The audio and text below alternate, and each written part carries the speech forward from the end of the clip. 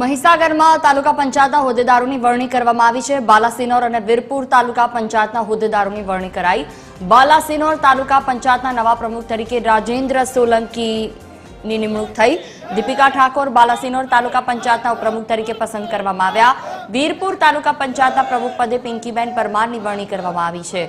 દિનેશભાઈ માલીવાડ વીરપુર તાલુકા પંચાયતના ઉપપ્રમુખ પદે બિનહરીફ ચૂંટાયા। નવા હોદ્દેદારોની જાહેરાત થતા કાર્યકરો અને સમર્થકોમાં ભારે ખુશીનો માહોલ જોવા મળી રહ્યો છે।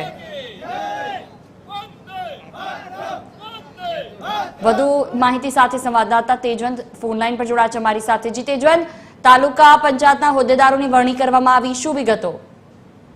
મહીસાગર જિલ્લામાં કુલ 8 તાલુકામાં ભાજપે સ્પષ્ટ બહુમતી મેળવી છે, ત્યારે 8 તાલુકાની અંદર ભાજપના પ્રમુખ અને ઉપપ્રમુખોની આજરોજ વરણી કરવામાં આવી છે, જેમાં બાલાસિનોર તાલુકામાં પ્રમુખ પદે રાજેન્દ્ર સોલંકી, ઉપપ્રમુખ પદે દીપિકા ઠાકોરની વરણી કરવામાં આવી છે, જ્યારે વીરપુર તાલુકામાં પિંકીબેન પરમાર પ્રમુખ પદે અને દિનેશભાઈ માલીવાડની બિનહરીફ વરણી કરવામાં આવી છે। આગામી 6 તાલુકાની અંદર હાલ ચૂંટણી પ્રક્રિયા ચાલી રહી છે। જી बिल्कुल, तो हम जानकारी बदल आभार।